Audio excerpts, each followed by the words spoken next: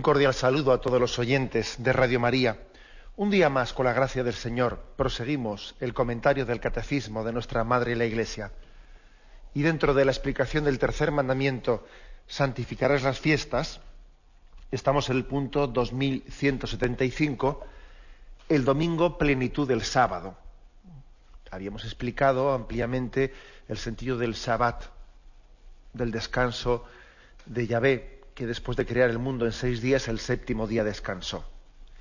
Habíamos hablado también de la diatriba que tuvo Jesús con la mala interpretación, con una interpretación literalista, ¿no? Meramente el precepto por el precepto que tuvo con los judíos.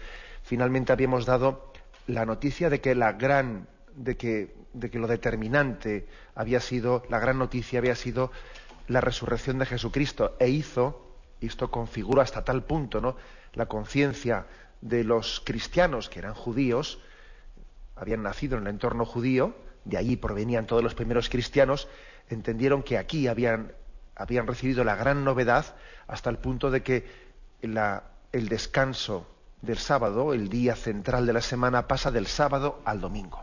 Ahí habíamos quedado. Dice este punto, 2175. El domingo se distingue expresamente del sábado, al que sucede cronológicamente cada semana, y cuya prescripción litúrgica reemplaza para los cristianos. Realiza plenamente en la Pascua de Cristo la verdad espiritual del sábado judío y anuncia el descanso eterno del hombre en Dios. Porque el culto de la ley preparaba el misterio de Cristo y lo que se practicaba en ella prefiguraba algún rasgo relativo a Cristo.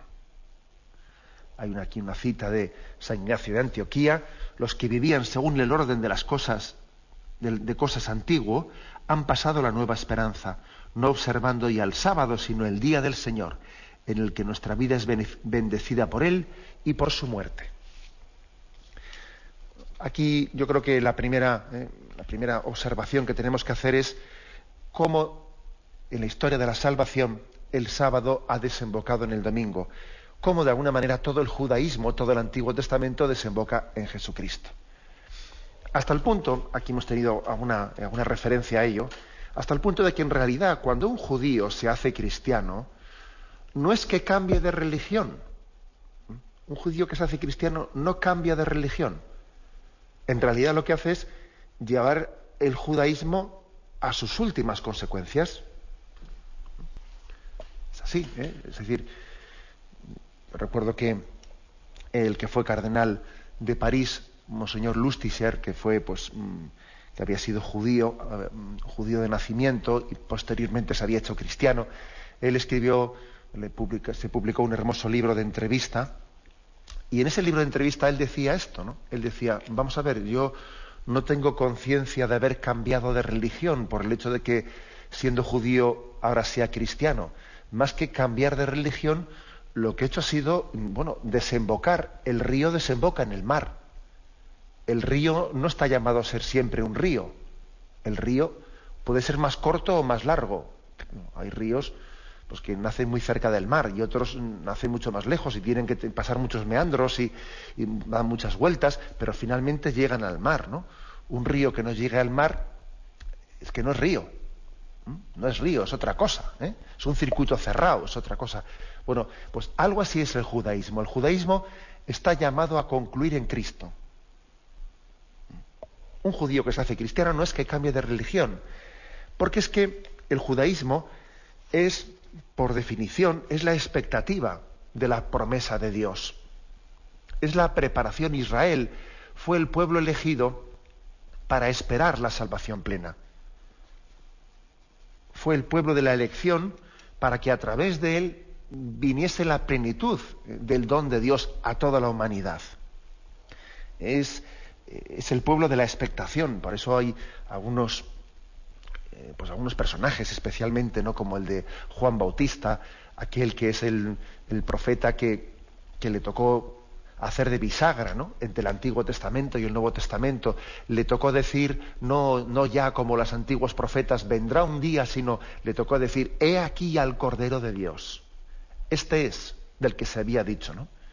O aquel anciano Simeón que pudo decir, no, ahora Señor, según tu promesa, puedes dejar a tu siervo irse en paz, porque me has concedido ver al deseado de las naciones, ¿no? Bueno, es el pueblo de la expectación, ¿no? Es el pueblo de la expectación, y por lo tanto hay que decir pues que de una manera muy lógica, ¿no?, y muy coherente, el sábado judío desemboca en Jesucristo. Aquí lo dice de una manera muy, muy profunda y muy hermosa. Yo creo que para explicarlo hay un texto que es 1 Corintios 10:11, que dice: todo esto les acontecía, se refiere al Antiguo Testamento, todo esto les acontecía en figura y fue escrito para aviso de los que hemos llegado a la plenitud de los tiempos.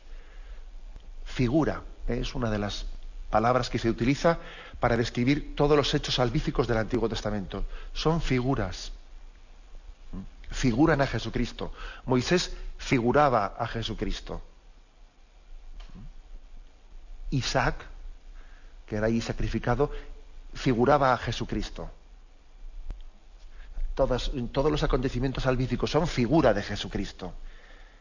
Están queriendo prepararnos para comprender que en Cristo todo llega a plenitud, todo se cumple en Jesucristo. También así entendemos como el Señor tantas veces repite en los Evangelios, todo está cumplido. Y para que se cumpliesen las Escrituras, porque así estaba escrito, hay una intencionalidad muy clara por los evangelistas al escribir la vida del Señor, en subrayar cómo los acontecimientos, las palabras de Jesucristo daban pleno cumplimiento a lo anunciado por los profetas.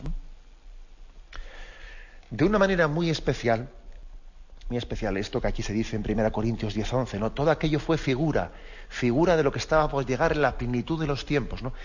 Hay una liturgia anual que es la que celebramos en la vigilia pascual, ¿no?, que es la liturgia de las liturgias, ¿no? Esa vigilia pascual tan hermosa, ¿no?, que hacemos los sábados por la noche, anunciando ya la resurrección de Jesucristo. No hay otra liturgia como esta en la que esto quede más claramente expresado. Como todo el Antiguo Testamento es imagen de Jesucristo, como el Sabbat, como el sábado desemboca en el domingo. Allí está eso claramente expresado. Hago un breve recorrido, ¿no?, de la liturgia de la palabra de ese sábado santo. La primera lectura que se lee aquella noche santa, en esa noche santa, es la del Génesis, la de la creación del mundo. En el Antiguo Testamento se subraya que la salvación de Dios comenzó en la creación, en el paso de la nada a la existencia. Ahí comenzó la historia de la salvación. Somos, existimos, porque Dios lo ha querido. Hay un acto explícito en el que Dios nos quiere y decide crearnos, ¿no? Un acto explícito. A veces nosotros decimos que alguien ha podido venir a este mundo porque ha sido un hijo no deseado, o incluso ha sido un hijo que no ha sido buscado, que ha venido de penalti, decimos, o yo qué sé, ¿no?, o qué tipo de expresiones. No es así ante Dios. Dios ha pensado en nosotros, nos ha amado y nos ha creado. Y esta es el primer acto salvífico del Antiguo Testamento.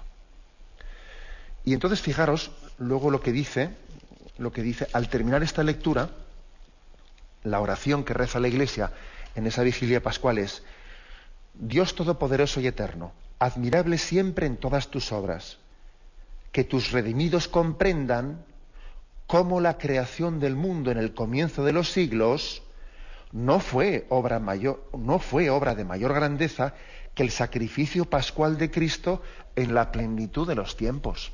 O sea, es decir, aquí se está preparando para entender cómo pasamos del sábado al domingo. Oye, que la creación del mundo no fue una obra mayor que la que hizo Jesucristo en su muerte y resurrección, ¿eh? Aquello no era más que una preparación. Aquella era la primera creación, pero la segunda creación, la nueva creación, es la que va a hacer Jesucristo. Y entonces, antes de anunciar la resurrección de Cristo en la vigilia pascual, se comienza por esto. Un paso más. la siguiente lectura que se hace en esa Noche Santa, después de la creación del mundo, pues es el sacrificio de Isaac. Se lee la segunda lectura también del Génesis, y en esa segunda lectura se hace referencia de cómo Abraham estuvo dispuesto, ¿no?, en ese acto de confianza y de abandono en Yahvé, a entregar a su hijo Isaac en sacrificio. Es el hombre que intenta ofrecer sacrificios a Dios, ¿no?, sin tener la capacidad de que esos sacrificios sean salvíficos para él y sin que esos sacrificios terminen, ¿no?, de hacerle acepto a los ojos de Dios. Pero en este caso Dios no acepta ese sacrificio, no lo acepta, porque ese hijo Isaac no es sino imagen de Jesucristo, que sería el sacrificio auténtico que nos liberaría y que nos redimiría y nos santificaría. Es pues imagen, la ofrenda, el sacrificio de Abraham, es imagen del sacrificio de la entrega del Padre a su Hijo Jesucristo a la cruz por nuestra redención. Y hay un paso más, y después continúa esa liturgia y nos narra en el libro del Éxodo el paso del Mar Rojo. El paso del Mar Rojo, cómo el pueblo de Israel vivía en la esclavitud y Yahvé le permite pasar del estado de esclavitud al estado de libertad. Hoy esclavos en Egipto, mañana libres en Jerusalén. Y esto, como hemos comentado más de un día, ¿no?, esto configura la historia del pueblo de Israel, configura su conciencia de pueblo. Dios les ha liberado, les ha sacado con mano firme de la esclavitud de Egipto, ¿no? Bien, pues eso es leído en esta Noche Santa, porque aquello no era sino una figura del paso definitivo de la esclavitud a la libertad que Jesucristo nos permitió realizar, porque en su muerte redentora Cristo nos permite liberarnos de nuestros pecados. Ser esclavos de Egipto no es más que una imagen, Es una imagen, porque la auténtica esclavitud, la peor esclavitud, no es la de un carcelero, sino la del pecado. Ese es nuestro auténtico carcelero, nuestro auténtico enemigo. No es ningún hombre que es igualmente pecador como nosotros. También los egipcios necesitaban redención. También las personas que nosotros entendemos que nos quitan libertad son tan esclavas como nosotros. Todos somos esclavos del pecado. Ese es nuestro verdugo. Entonces la redención auténtica, la liberación auténtica es esta. Aquella era una imagen, era una figura de lo que estaba por llegar. Cristo nos libera de la esclavitud del pecado.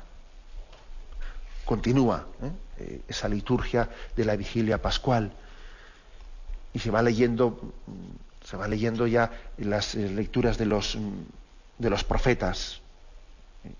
Isaías promete alianza perpetua, una alianza perpetua, no una alianza que se rompe, Israel la realiza pero vuelve a romperla, promete una alianza perpetua. Y Ezequiel promete un agua pura que nos purificará de todos nuestros pecados, y promete un corazón nuevo.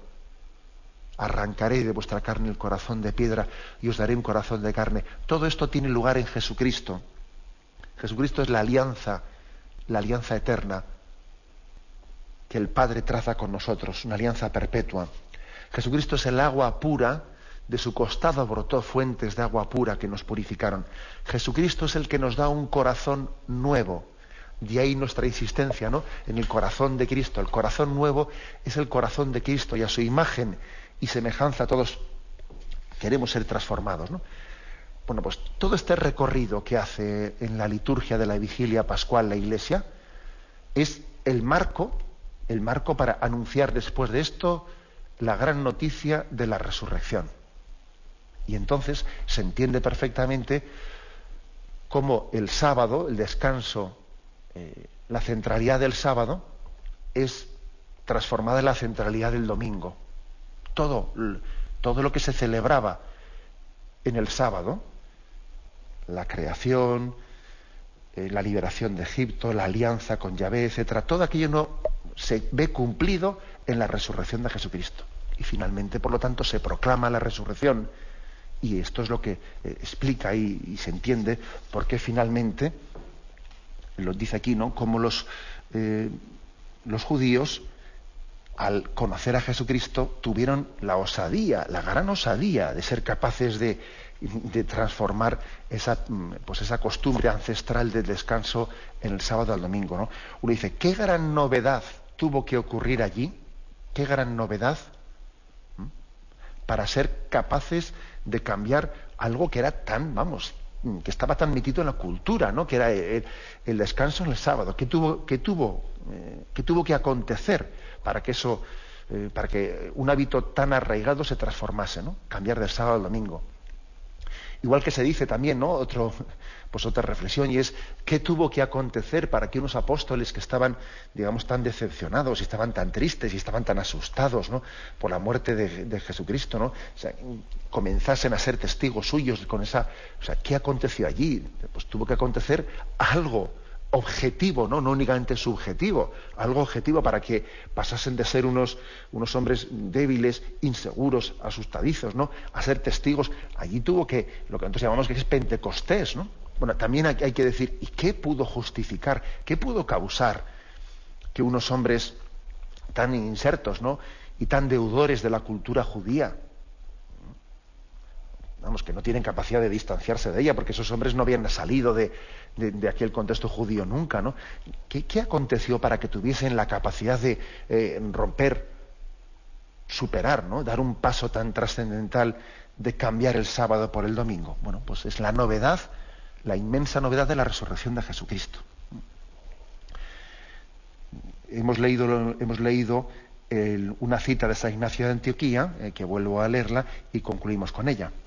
Dice, los que vivían según el orden de las cosas antiguo han pasado a la nueva esperanza, no observando ya el sábado, sino el día del Señor, en el que nuestra vida es bendecida por Él y por su muerte. Por eso también Jesús insistía tanto en esa imagen de a vino nuevo, odres nuevos. Pedía al Señor una capacidad de vida nueva, vida nueva de no atarnos a nuestros hábitos, que nuestros hábitos no sean esclavitud para nosotros, no, a vino nuevo, odres nuevos. El vino nuevo es Cristo resucitado, y los odres nuevos pues son, por una parte, el domingo y también nuestra vida de santidad. Si Cristo ha resucitado, debe de ser celebrado de una manera nueva para que nosotros tengamos una vida nueva. El vino nuevo es Cristo. Los odres nuevos son el domingo y nuestra vida de santidad, que tiene que acontecer y tiene que irse desarrollando en el contexto de ese domingo de santificación. Bien, tenemos un momento de reflexión. Punto 2176. Con este se concluye el apartado que tiene como título El domingo, plenitud del sábado. Dice así: la celebración del domingo cumple la prescripción moral inscrita en el corazón del hombre de dar a Dios un culto exterior, visible, público y regular, bajo el signo de su bondad universal hacia los hombres. Esta es una cita de Santo Tomás de Aquino, que aquí copia literalmente el catecismo. Dice que tenemos una prescripción moral inscrita en el corazón del hombre de dar a Dios un culto exterior, visible, público y regular, bajo el signo de su bondad universal. El culto dominical realiza el precepto moral de la antigua alianza, cuyo ritmo y espíritu recoge celebrando cada semana al Creador y Redentor de su pueblo.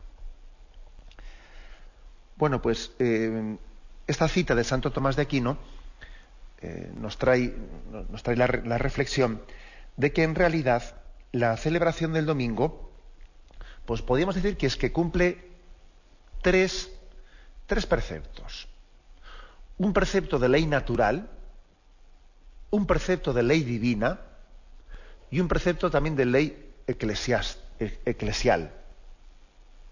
Los tres, me explico. El primero es decir que el dar culto a Dios, e incluso el dar culto a Dios semanalmente, el que el hombre tenga con una regularidad en ese culto a Dios, eso forma parte, también está inscrito en la naturaleza, en el corazón del hombre. Luego la ley divina da un paso más y dice: santificarás las fiestas. o sea, lo que está escrito a nivel de ley natural, también lo dice la ley divina. Y luego la Iglesia es la que dice, bueno, hagámoslo los domingos y fiestas de guardar, etcétera. O sea, se va como especificando la ley divina, el tercer mandamiento, que está en las leyes dadas a Moisés, la ley divina especifica, aclara, pues lo que está en la ley natural. Y luego la ley de la Iglesia, del precepto dominical, todavía aclara y concreta más lo que es la ley divina. Pero son tres leyes, la ley natural, la ley divina y la ley eclesial. Y cuando pues nosotros vivimos el domingo, intentamos vivir bien pues el precepto dominical, estamos cumpliendo las tres cosas. La ley natural inscrita en nuestro corazón, la ley divina dada a Moisés y la ley eclesial también dada por la Iglesia. La ley natural, que si quizás esto es lo que más nos puede llamar la atención, lo que más nos puede chocar a nuestra mentalidad es, pero ¿cómo que es también de ley natural esto? De ley natural. Hombre, es que parece que lo de ley natural, nosotros por ley natural entendemos pues respetar la naturaleza, el no matar, pues por ejemplo, pues el aborto es contrario a la ley natural. A veces entendemos por ley natural pues otro tipo de cosas mucho más, no sé, ¿no? Podríamos decir traducibles en cosas que parece que violan más físicamente la naturaleza. No, también es ley, también forma parte de la ley natural el deber del hombre de dar culto a Dios. Eso también es ley natural, porque la criatura, lógicamente, tiene que reconocer al Creador. Eso es ley natural, Nosotros, no sé por qué, a veces hemos entendido que ley natural es una especie de moral, pero no religiosa, ¿no? Una moral social, una moral... No. La ley natural también reconoce nuestro deber de religiosidad, porque la criatura naturalmente adora al Creador. No hay criatura sin Creador, es de ley natural. Este matiz creo que es importante. Por eso no es bueno que hagamos una distinción entre la ley natural, no habla de Dios, y entonces por ley natural podemos hablar y podemos tener una especie de diálogo con las personas que no creen en Dios, y en base a la ley natural tenemos un diálogo con ellos, y eso es verdad. Eso es verdad, y de hecho nuestro Santo Padre Benedicto XVI ha insistido en ello más de una vez, ¿no? Que el diálogo que tenemos, que podemos fundar con los no creyentes, pues es un diálogo que tiene que estar basado en la ley natural. A ver si no, cómo lo hacemos, ¿no? Pero eso no quiere decir que dentro de la ley natural no esté también incluido el aspecto de la religiosidad del hombre. Aunque el no creyente no se dé cuenta de ello, pero está incluido. Porque la ley natural remarca la creaturalidad, y si tú eres criatura, eso te remite a un creador. Y no hay efecto sin causa, ¿sabes? No hay efecto sin causa. Luego también, como dice aquí Santo Tomás, es de ley natural dar a Dios un culto exterior, visible, público y regular, bajo el signo de su bondad universal hacia los hombres. Es decir, que es de bien nacidos ser agradecidos. El hombre tiene la obligación moral por ley natural de dar gracias a Dios, de ser agradecido, porque la creación es un regalo, como tantas veces hemos insistido, es un regalo. Por naturaleza debíamos de ser agradecidos a Dios. Aquí también puede sorprendernos la insistencia que tiene Santo Tomás en que ese culto que el hombre tiene que dar a Dios tiene que ser también exterior, visible, público, regular. Es curioso esto. Esta existencia, eso de que, ojo, que no estamos nosotros en un momento cultural que parece que el aspecto, la dimensión religiosa del hombre la tolera, te la permite, pero siempre y cuando, fíjate bien, siempre y cuando se remita a un interiorismo o a un intimismo. Si es en tu interior, si es tal, bueno, pues entonces tienes permiso. O sea, no está bien visto, es bien juzgado, ¿no? Pero ojo, nosotros los cristianos, ¿no? Es verdad que nuestra religión es una religión de interioridad, pero no es lo mismo interioridad que intimismo. Intimismo, porque claro, la interioridad es la que Jesucristo tanto insistió, que no podemos, como a nivel como los fariseos, ¿no? Vivir una religiosidad meramente construida o sustentada, volcada en unas obras externas que no son expresión de la sinceridad del corazón. Eso es lo que Cristo denunció, una falsa religiosidad meramente basada en unas obras externas que no nacen, ¿no?, de un corazón generoso, confiado y abandonado en Dios, ¿no? No nacen del amor. Bien, en ese sentido nuestra religión es una religión de interioridad, que especialmente lo que remarca es que es del hombre nuevo del que tienen que surgir las obras nuevas. Pero es que hoy en día hay otra cosa, ¿no? Hoy en día nuestra cultura se reivindica una especie de interiorismo o un intimismo, que es como decir, bueno, yo mi vida religiosa, mi vida espiritual, la vivo a un nivel interior sin que eso tenga por qué salir fuera, sin que eso tenga por qué traducirse externamente en no sé cuántas cosas, ¿no? Sí, yo ya tengo con Dios mi relación interior, tengo mis formas de relación con Él, y además me relajo mucho, me relajo mucho cuando estoy con Él y salgo así como muy, muy transformado y muy en paz. Pero bueno, eso no tiene que ver nada con que luego yo exteriormente pues tenga una forma de divertirme o esté con un señor que no es mi marido o con una señora que no es mi mujer. Eso es otra cosa que ya es de mi vida externa, que no hay por qué mezclar una cosa con la otra, ¿no? No hay por qué mezclar las churras con las merinas. Una cosa es mis relajaciones y mis experiencias espirituales interiores con un libro que me he comprado por ahí, y luego otra cosa es mi vida moral exterior, ¿no? Que eso no hay por qué mezclarlo. Es curioso, ¿no? Hoy en día se ha introducido este concepto de falsa religión interiorista o intimista, que tiene muy poco que ver con la interioridad de la que nos habló Jesucristo. Porque aquí hay una especie de dualismo, dentro de esta especie me refiero a esta cultura del intimismo, ¿no? Hay un dualismo. O sea, una cosa es tu vida, sí, tu recurso a la espiritualidad, que es casi como una especie de técnica de relajación, es una espiritualidad de consumo, pues para sentirse bien, para estar interiormente relajado, una especie de religiosidad de consumo. Pero luego otra cosa es la vida moral y la vida exterior, que eso no está necesariamente ligado al otro.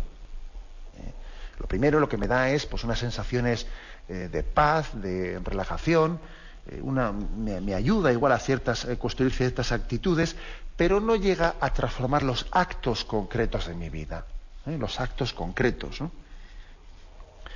Por eso, fijaros frente a esto, qué fuerza tiene esto que dice Santo Tomás, que es de ley natural que el hombre dé a Dios un culto exterior, visible, público, regular. O sea, vamos a ver, ¿no? Si en el corazón, en el interior del hombre, tenemos verdaderamente, ¿no?, esa relación de una auténtica interioridad, se tiene que traducir también exteriormente, visiblemente y públicamente. No existe un dualismo entre nosotros, entre lo interior y lo exterior. Ese dualismo no existe. No existe. El hombre es uno. El hombre es uno.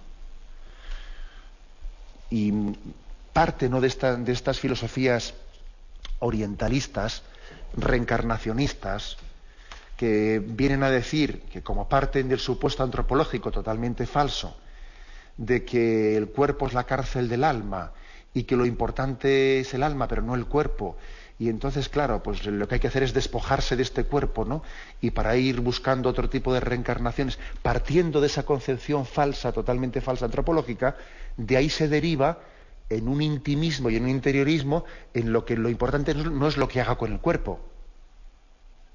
No, lo importante es únicamente mi intimismo interior.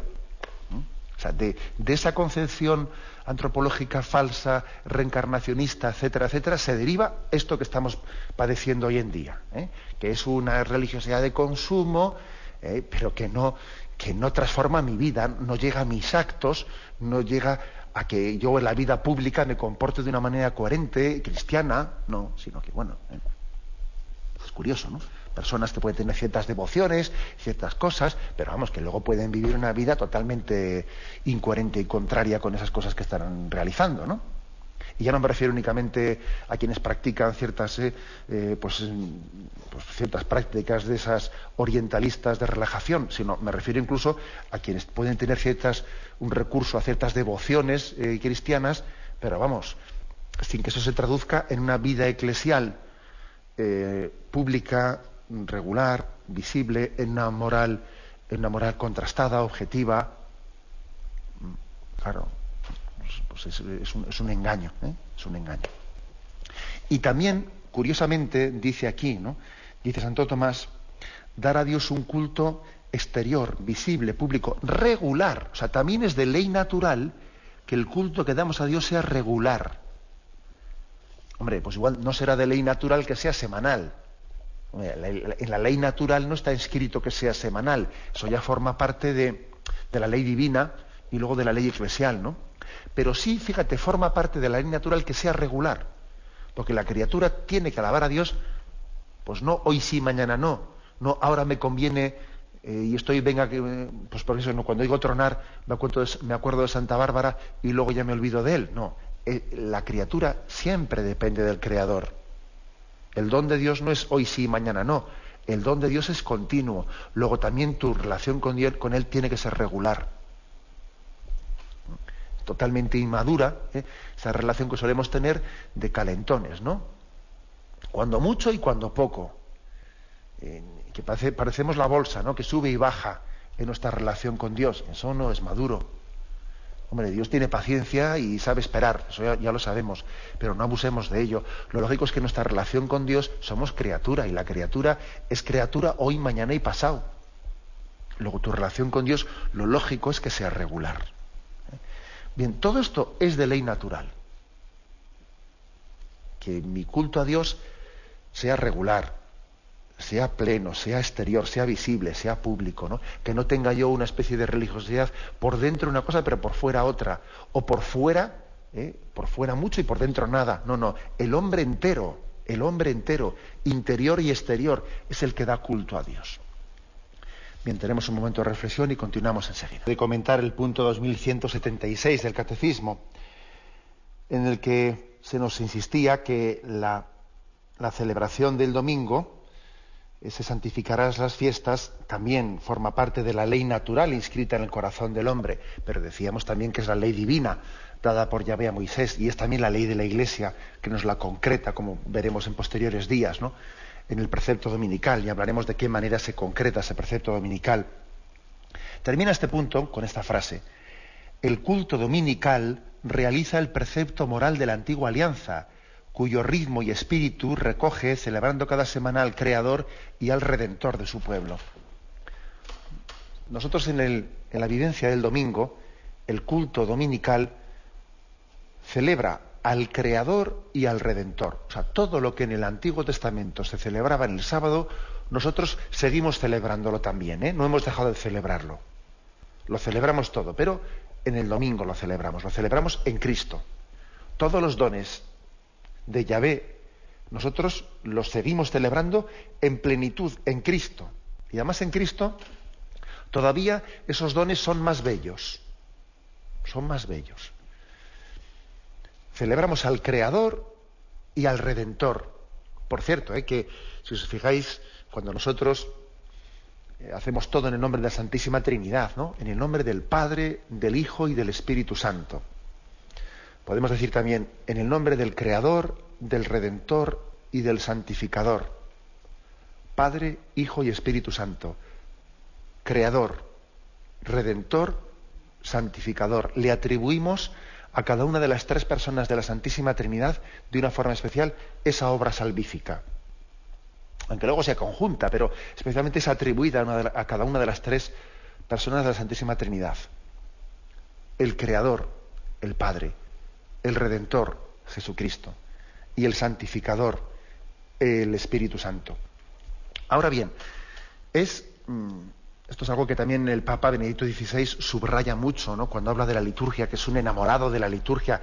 Se le ve muy especialmente a este Papa que Dios nos ha dado, un enamorado de la liturgia, consciente de que en ella, cada vez que celebramos la liturgia, nos estamos elevando a una forma de relación con Dios en la que es en el Espíritu Santo en el que estamos. Es decir, alabamos al Padre, alabamos al Creador y al Redentor en el Santificador, o sea, en el Espíritu Santo. Realizamos este culto de alabanza el domingo. El Espíritu Santo después es como la autopista en la que tiene lugar la liturgia dominical. El domingo es en el Espíritu Santo, que es el que realiza ese milagro de la liturgia de unir cielo y tierra. Por eso le llamo yo la autopista, porque la liturgia une los misterios del cielo con la celebración en la tierra. Cada vez que estamos celebrando el domingo está ocurriendo esto, ¿no? La celebración eucarística tiene, y toda liturgia, ¿no? Toda liturgia tiene esta capacidad de celebrar los misterios divinos, celebrar la presencia salvífica de Dios en el momento histórico concreto en el que estoy yo ahora. Y es como si entre el tiempo y la eternidad, porque aquí estamos en el tiempo, ¿no? El tiempo y la eternidad como que se encuentran, se funden. Fíjate que entre el tiempo y la eternidad hay un salto inmenso, ¿no? Pues fíjate, la liturgia tiene esa capacidad de fundir tiempo y eternidad. Y eso lo hace el Espíritu Santo. Es como ese puente en el que nosotros alabamos al Creador y alabamos al Redentor. Esta es la maravilla, ¿no? El domingo, la plenitud del sábado, porque Cristo resucitado, a diferencia de las cosas que en el Antiguo Testamento se celebran, la liberación de Egipto, otros acontecimientos salvíficos de Abraham, de Isaac, aquellos acontecimientos ya pasaron, claro, ya no son, pero Cristo resucitado sigue siendo. Por eso la liturgia perfecta es la que celebra Cristo resucitado, porque ya no es únicamente cosas que pasaron en el Antiguo Testamento, y pasó esto, pasó lo otro, sí, pero es que Jesucristo resucitado no es un mero acontecimiento histórico que ocurrió, es que es una persona viva, es que yo con él ahora, en este momento, tengo un tú a tú. Por eso la liturgia perfecta es esta, la que se hace en Cristo resucitado. Ya no es únicamente una memoria de acontecimientos pasados, sino que es un memorial que hace presente a alguien que vive, que reina y que está sentado a la derecha del Padre ahora, hoy, ¿no? Entonces, por eso entendéis cómo el culto del Antiguo Testamento, cómo lo que se celebraba el sábado, está caduco. Sin Jesucristo está caduco. Es que, claro, sin Jesucristo todo el Antiguo Testamento es como una boda sin novio. Pero vamos a ver, antes he puesto el ejemplo que es como un río sin mar, que no desemboca.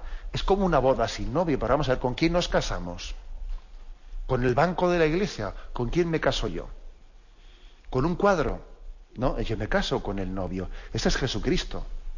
El Antiguo Testamento sin Jesús es una frustración en sí misma. Bueno, pues en este sentido, ¿no? Podemos decir que nosotros en el domingo asumimos todo lo que en el Antiguo Testamento se celebraba, pero ojo, en Cristo resucitado, que es vida, que es verdad, que actualmente reina, y en el Padre nos permite realizar esta obra de santificación del mundo, que es la liturgia, que es el domingo, de lo cual, si Dios quiere, pues podemos mañana comenzar hablando. Ya lo dejamos aquí, y ahora vamos a dar paso a la intervención de los oyentes. Podéis llamar al teléfono 917-107-700. 917-107-700.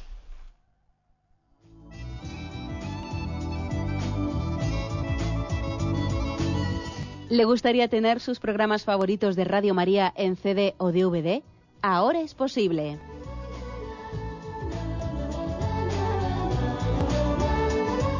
Le sugerimos que primero se informe en qué formato de audio lo puede escuchar en su equipo, DVD o CD, teniendo en cuenta que no todos los lectores de CD pueden reproducir el formato digital MP3 en el que enviamos nuestros programas. Y luego, si quiere en su casa esos programas que tanto le gustan, solo tiene que escribir una carta a Radio María, Paseo Lanceros 2, primera planta, 28024, Madrid. indicando si lo quiere en CD o DVD y cuántos programas. También le rogamos que escriba su nombre, dirección y no se olvide de facilitarnos un teléfono de contacto para cualquier duda que nos surja.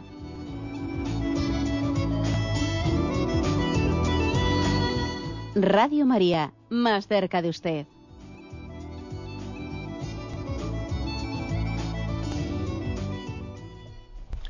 Sí, buenos días, ¿con quién hablamos? Hola, soy María Ángeles. Adelante, María Ángeles. Es para hacer una pregunta. ¿Podría ser que Dios hubiera querido mantener a una parte de los judíos sin creer en Jesucristo? Bueno, pero porque no hicieron esta experiencia de la resurrección y de Pentecostés, para que se mantuvieran como una especie de notario que da fe de las antiguas escrituras, porque es curioso que han pervivido a lo largo de todas las épocas, y eso que a veces les han perseguido hasta pretender aniquilarlos, bueno, hacerlos desaparecer, y que ellos se han mantenido a pesar de que les han querido hacer renunciar a lo que ellos son. Bien, le respondo a esa pregunta. Vamos a ver, yo creo que la voluntad de Dios es que el pueblo judío conozca a Jesucristo, y en él encuentre la plenitud del sentido de lo que él ha recibido, ¿no?, en todas las Sagradas Escrituras. De lo contrario, no pueden tener la plenitud de la salvación. El Señor quiere que todos los judíos conozcan a su Hijo Jesucristo. Otra cosa distinta es que, bueno, pues en los designios y en la providencia de Dios, pues también el hecho de que los judíos, haya habido una parte del pueblo judío que no reconociese en Jesucristo el esperado de las naciones, bueno, pues ya sabemos que Dios saca provecho de todas las situaciones, y entonces también a nosotros nos hace igual reflexionar más en el Antiguo Testamento. Yo no diría que gracias a ellos ejercen de notarios del Antiguo Testamento, porque, hombre, también los cristianos guardan esa memoria del Antiguo Testamento, porque ven en Cristo el cumplimiento del Antiguo Testamento. Pero es verdad que Dios en su providencia también les saca bienes de todo, ¿no? O sea, pero sin embargo yo no diría que Dios no haya querido que una parte del pueblo judío, hombre, lo ha permitido, porque también Él permite el pecado del hombre, Hombre, habrá mayor culpabilidad o menor culpabilidad en los judíos el no haber conocido a Jesucristo, ¿no? No todos tendrán culpabilidad de ello, eso Dios sabrá únicamente, pero Dios quiere que ellos conozcan a Jesús, y al mismo tiempo también en su providencia seguro que de la situación presente Dios saca bienes, Yo las dos cosas lo afirmaría. Adelante, además pasa un siguiente oyente. Buenos días. Buenos días, soy yo, padre. Sí, le escuchamos. Bueno, pues gracias por su sabiduría, que le viene de Dios. Bueno, yo quiero saber, por ejemplo, si la ley natural es igual a la conciencia. Y luego también quiero saber, por ejemplo, que el Señor le dijo, me parece que fue a Abraham, eso es lo que yo quiero saber: anda en mi presencia y serás perfecto, porque yo siempre que peco es porque pierdo la presencia de Dios. Entonces yo quisiera saber esas dos cosas, padre. Muchas gracias. Sí. Esto último que me dice, pues la verdad es que es una afirmación muy sabia, ¿no? La verdad es que cuando pecamos es que perdemos la presencia de Dios. Es imposible pecar en la presencia de Dios, ¿no? Cuando el hombre deja de estar presente ante Dios, deja de sentirse guiado, inspirado por Él, es como si se soltase de la mano de Dios, y entonces es cuando peca. Si tuviésemos un grado de intensidad muy superior de la presencia de Dios en nuestra vida, pecaríamos. Por ejemplo, con un acto intenso de la presencia de Dios, ¿quién tiene odios o rencores? Eso se funde como la nieve al sol. Por ejemplo, ¿no? He puesto ese caso de una persona, los odios y los rencores. Una persona que está con una viva presencia de Dios en su vida y en su oración, eso se funde como una nieve al sol, pero vamos, al mediodía, y con el sol calentando, pero a base de bien, se funde rápidamente, ¿no? Con respecto a la primera pregunta que realizaba, pues sí, la ley natural está muy inscrita en la conciencia del hombre, O sea, en la conciencia del hombre está inscrita esa ley natural. Es la conciencia del hombre la que tiene que ayudarnos a descubrirla, a descubrirla. Lo que ocurre es que a veces la conciencia también necesita la ayuda de la ley, porque la conciencia también está afectada por el pecado y le cuesta conocer la verdad. Entonces, por eso Dios viene en socorro de nosotros con la ley divina, además de la ley natural, para que así la conciencia pueda descubrir más fácilmente la ley natural y no se equivoque. Adelante, vamos a pasar a un siguiente oyente. Buenos días. Buenos días. Buenos días, sí, le escuchamos.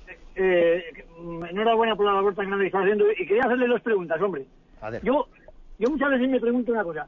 Si Dios sabía el pasado, el presente y el futuro, ajá, sabía cómo iba a ser este mundo, ¿para qué hizo este mundo? Y esto es un auténtico desastre. Vamos a ver, la primera pregunta es, si yo me voy a casar, o cualquier persona, y la víspera te pone en una pantalla qué va a ser tu vida, vas a tener unos hijos, uno va a ser un asesino, otro va a ser un violador, otro va a ser no sé qué, otro no sé cuál, yo no me caso, yo me levanto y digo, bueno, la mujer va a ser una tal, no me caso. O sea, entonces, ¿para qué hizo Dios este mundo? Si esto, él sabía que iba a comer la manzana, él sabía todo. Entonces, yo muchas veces pienso eso.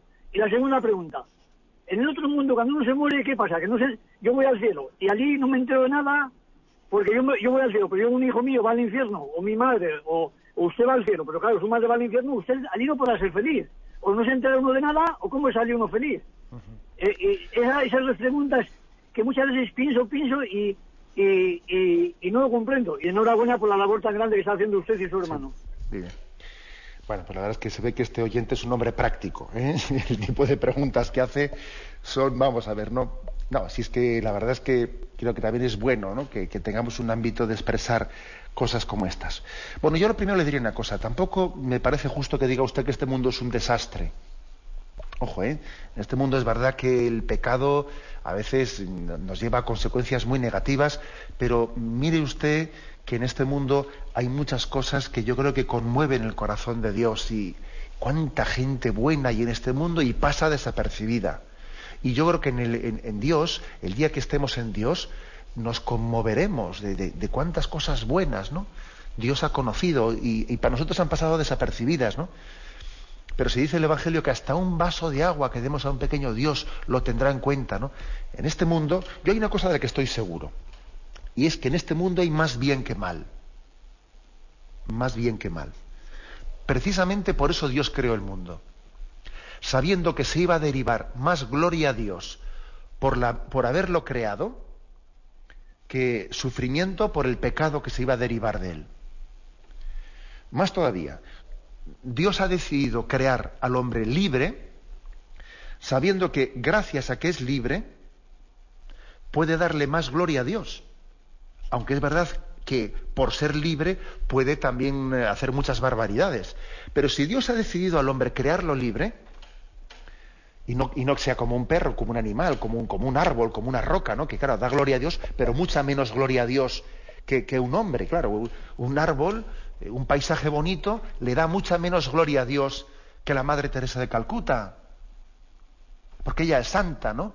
Y ese árbol, ese paisaje no es santo. Entonces, si Dios ha decidido al hombre crearlo libre, es porque de esa libertad se deriva mucha mayor gloria que también el sufrimiento que se deriva del pecado. Lo que ocurre es que, claro, lo que no puede ser es, te creo libre únicamente para el bien, pero te anulo tu libertad para el pecado. No, claro, no se puede jugar con la libertad. O se es libre o no se es libre. O sea, que yo creo que esto a usted le puede ayudar, ¿no?, también a entender. Estoy seguro que de nuestra libertad se derivan mucha más gloria a Dios y muchas más cosas buenas que malas. De lo contrario, Dios no nos hubiese hecho libres. Con respecto a lo segundo que dice usted, ¿no?, y el cielo, ¿cómo es uno feliz? Porque imagínese que una persona tan querida para nosotros se condene, y nosotros, ¿cómo vamos a ser felices si nos falta esa persona? Claro, a nosotros ahí tenemos un problema de imaginación, ¿sabe? Un problema de imaginación porque nos cuesta tremendamente pensar, ¿y yo cómo voy a ser feliz en el cielo sin mi mujer? Y encima me dice el Evangelio que allí no estaremos casados, y luego encima, como no estemos los dos en el cielo, pues vaya lío, ¿no? Bueno, y eso es un problema de imaginación, pero eso es problema de imaginación, ¿sabe? Porque es que aquí no nos imaginamos, o sea, nosotros somos un medio para la felicidad, ¿no? Yo no me imagino, la felicidad sin tal, sin cual, sin mi hijo, sin mi esposa, sin mi amigo. Bien, pero es que en el fondo nos falla la imaginación, porque en Dios somos plenamente felices. Dios es la plenitud del corazón del hombre. Es como si dijésemos, sí, claro, sí, claro, Dios está muy bien, pero es que si me falta no. En Dios somos totalmente felices. Luego ya hay que dejar un poquito la imaginación a un lado y entender que Dios es el que colma toda expectativa del hombre de felicidad. Bueno, pues hemos concluido el tiempo y me despido con la bendición de Dios Todopoderoso, Padre, Hijo y Espíritu Santo. Alabado sea Jesucristo.